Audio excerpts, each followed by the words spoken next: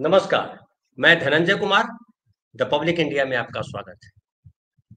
अक्सर आप पूछते हैं, बिहार में अब प्रशांत किशोर क्या करेंगे? प्रशांत किशोर का क्या होने वाला है? क्या प्रशांत किशोर किसके वोट काटेंगे? प्रशांत किशोर क्या मुख्यमंत्री बनेंगे? प्रशांत किशोर बिहार में क्या उलटफेर करेंगे? कई सारे सवाल अक्सर लोग हमसे पूछते रहते हैं।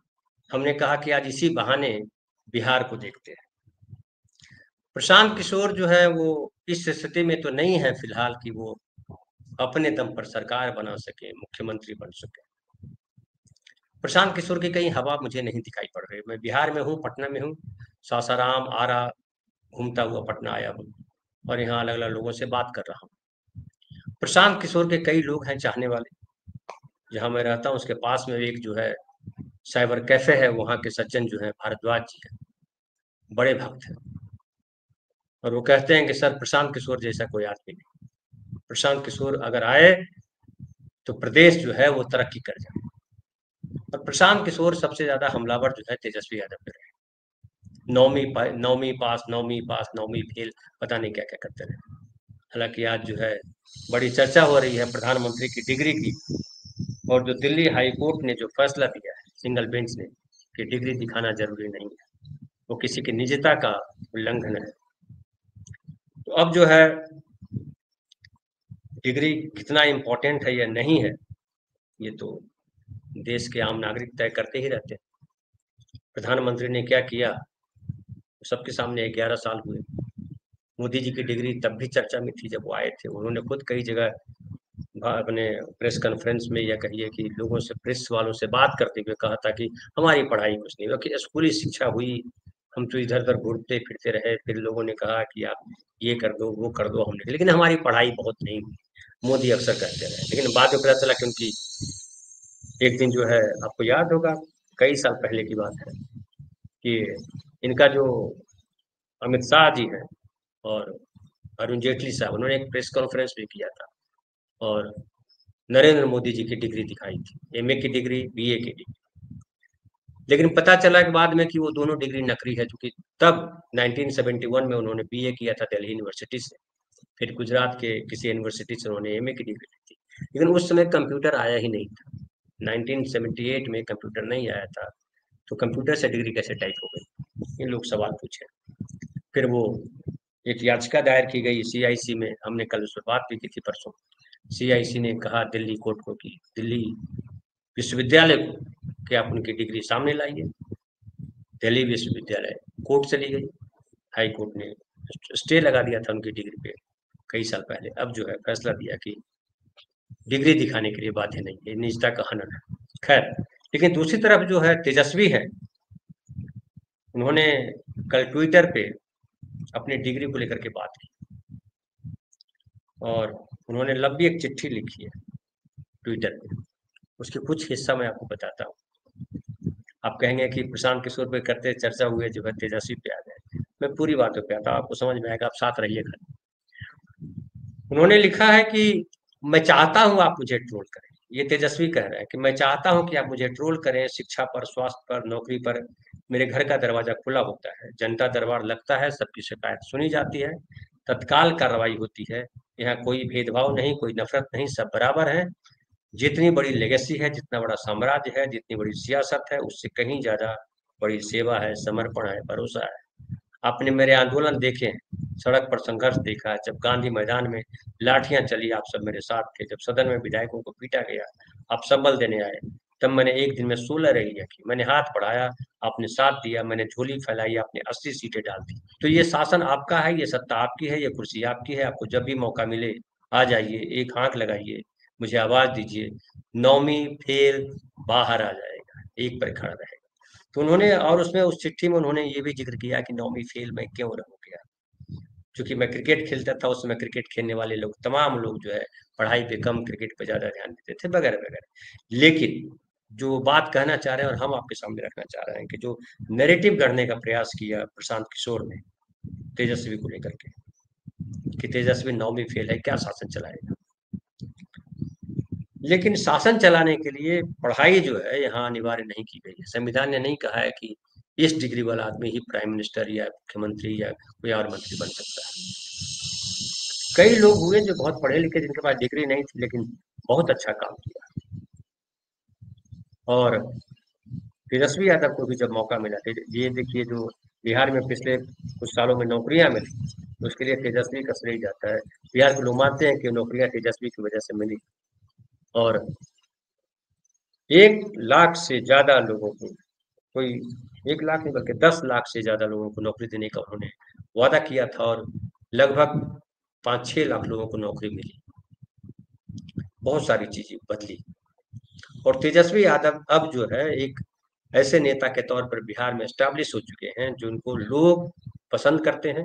और 2020 के चुनाव में भी देखिए तो 75 सीटें आई थी, बीजेपी से 1 सीट ज्यादा आई थी आरजेडी। हालांकि कहा गया कि आरजेडी को बेईमानी की गई, वोट ज्यादा आए थे आरजेडी और कांग्रेस और उनके साथी गठबंधन जो थे, 12,000 वोट ज्यादा थे एनडीए से, सीटें कम आई, और फाइनली तेजस्वी यादव मुख्यमंत्री नहीं बन पाए थे।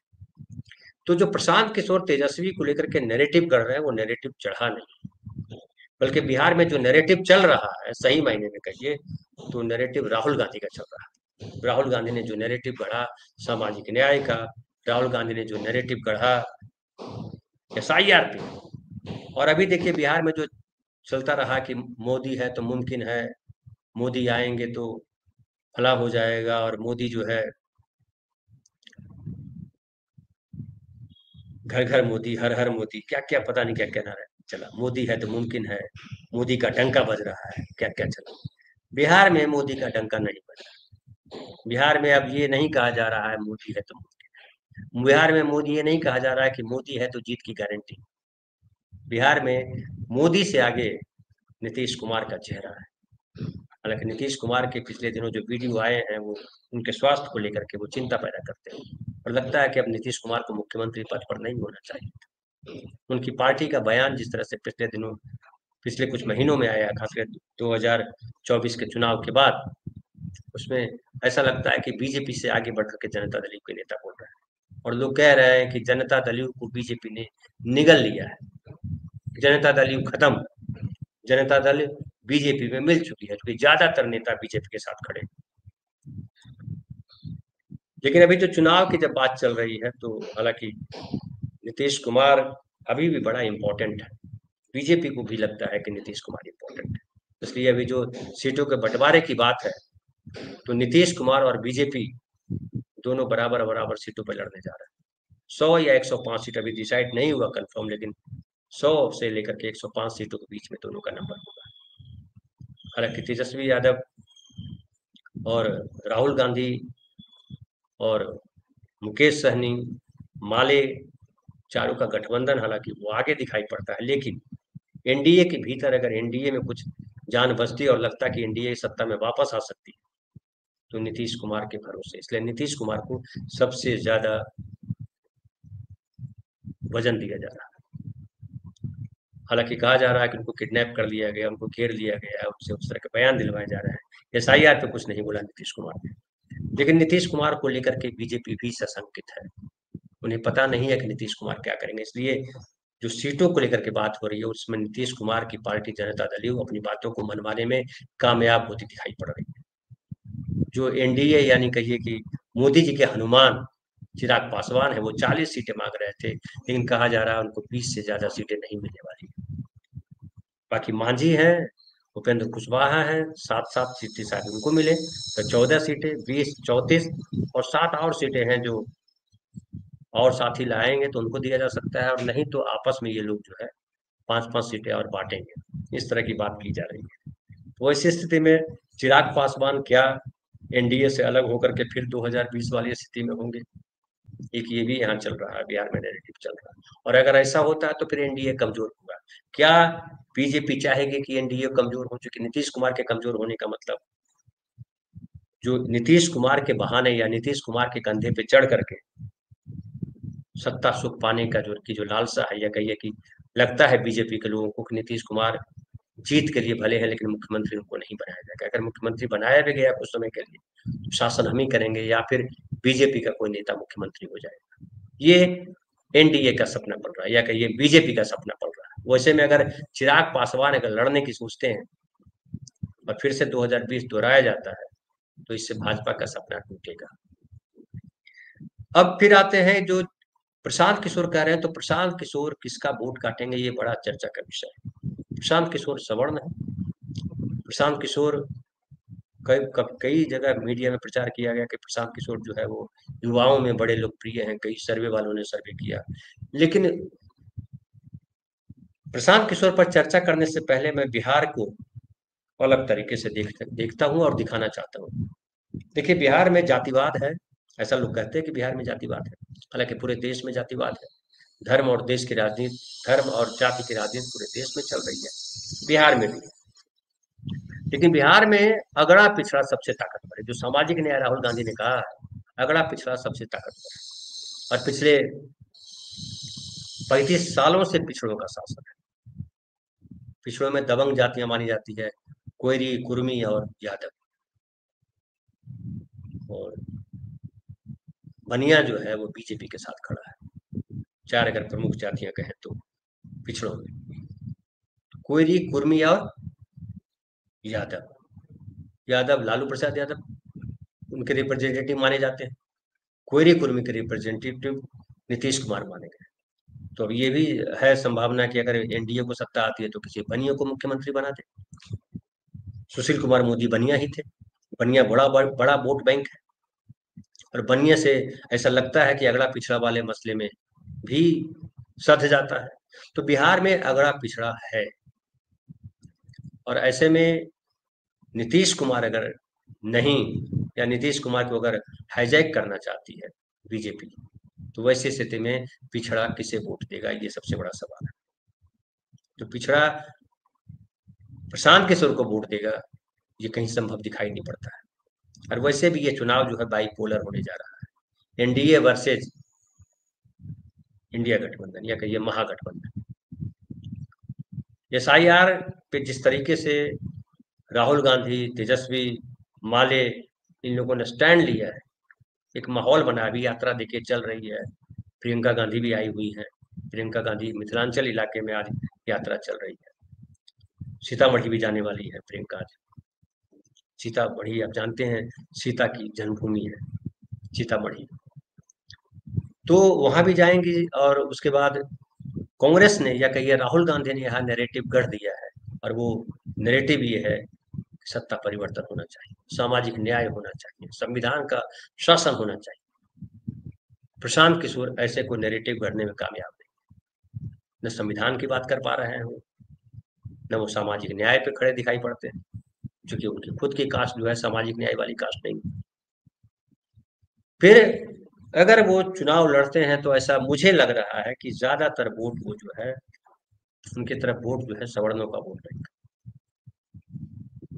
तो जहां जहां नीतीश कुमार की पार्टी खड़ा है, नीतीश कुमार के कैंडिडेट खड़े हैं और अगर वो सवर्ण नहीं है तो उनका वोट वहां कटेगा और प्रशांत किशोर को जाएगा। सवर्णों का वोट प्रशांत किशोर को जाएगा। जहां जहां बीजेपी है वहां पे वो कोशिश करेंगे कि वो जो है बैकवर्ड क्लास या ईबीसी या दलित या कोई मुस्लिम कैंडिडेट उतारे, ताकि वो इंडिया गठबंधन, महागठबंधन का वोट काट सके। ये उनकी रणनीति होगी आने वाले चुनाव में। लेकिन एक मैं यहाँ देख रहा हूँ कि जो मुस्लिम है वो कहीं जाने वाले नहीं है। मुसलमानों का इस बार वोट जो है कंप्लीटली राहुल गांधी की तरफ।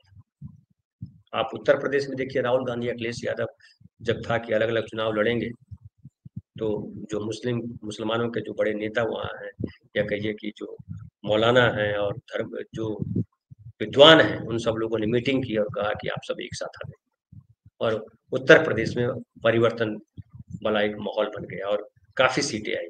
मोदी जी को बहुमत नहीं मिला, उसमें योगदान रहा उसी बात का कि मोदी जी को बहुमत नहीं मिला। अगर दोनों अलग अलग लड़ते तो खेल बिगड़ जाता।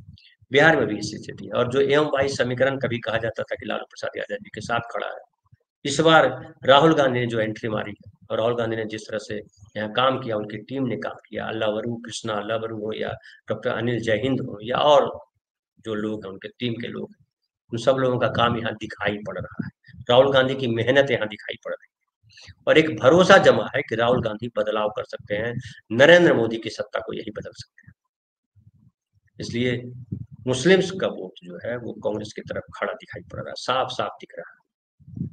हालांकि वो मुंगेर गए थे तो मस्जिद भी गए, फेमस मस्जिद गए। मैं इस राजनीति के खिलाफ, बड़े नेताओं को मंदिर मस्जिद वाली राजनीति से दूर रहना चाहिए।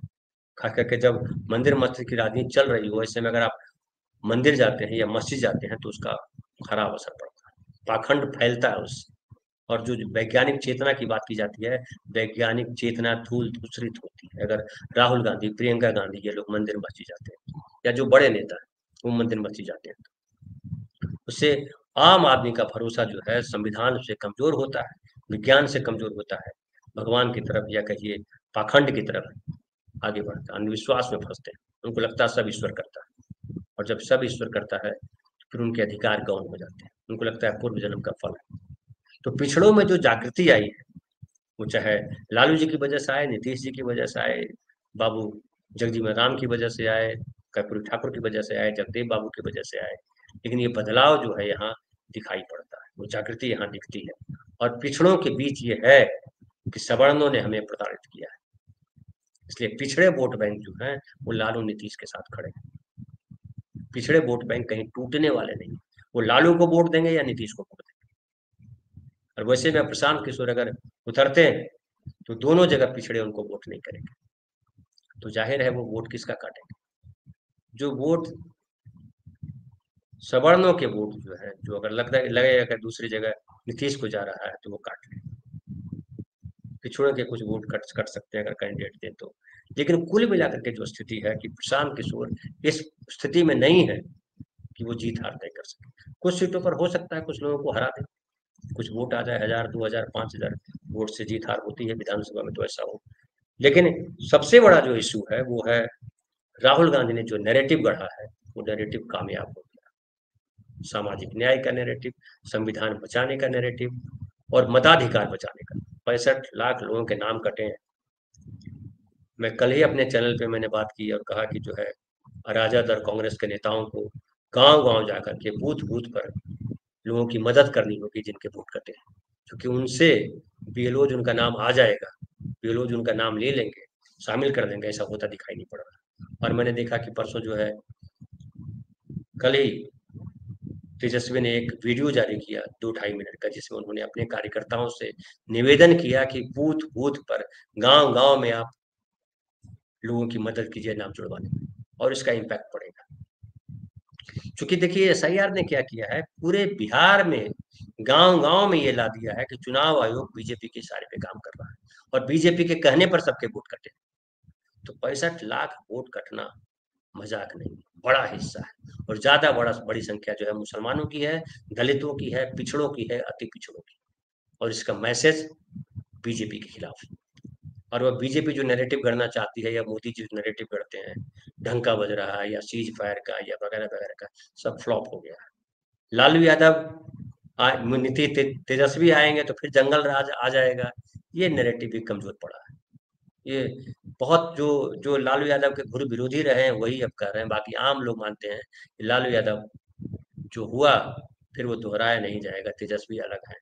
और तेजस्वी ने जो ट्विटर पे लिखा है कल, वो अपने आप में एक तरह से सफाई है, और एक कोशिश की है ये जनता में विश्वास दिलाने का, भरोसा दिलाने का कि हम जो है आपके साथ खड़े हैं, पुराने दिन हम नहीं दोहराने वाले हैं। और उन्होंने एक जगह जिक्र भी किया है कि जब लालू प्रसाद यादव जी बने मुख्यमंत्री, जब बने थे, लिखा उन्होंने उसमें एक छोटा सा पीस है कि जब लालू प्रसाद जी को गद्दी मिली, बिहार सबसे पीछे था, दंगे हो रहे थे, जातीय संघार नरसंहार हो रहा था, दलितों को मारा जा रहा था, एक तरफ पलायन था तो दूसरी तरफ दमन, लोकतंत्र स्थापित था लेकिन सामंतवाद की जड़ें जम चुकी थी। तो पापा ने उसे जड़ सहित काट दिया, पापा दोषी हो गए, मीडिया, ब्यूरोक्रेसी, सरकार, ये सब खिलाफ हो। मीडिया को लेकर के अक्सर हम बात करते हैं, ब्यूरोक्रेसी को लेकर के बात करते हैं कि ये सवर्णवादी मीडिया है, ब्यूरोक्रेसी भी सवर्णवादी है। तो ये सवर्णवाद को तोड़ने का जो तंत्र है, जो मंत्र है, वो सब बिहार में है। और बिहार साफ साफ दिखाई पड़ रहा है इस बार कि बिहार राहुल गांधी के साथ खड़ा है। इस बार नरेंद्र मोदी जी को बड़ा झटका मिलने वाला है। ये साफ-साफ दिखाई पड़ रहा है। तो फिलहाल इतना ही, बहुत-बहुत धन्यवाद। कल फिर बात करेंगे किसी नए विषय पर।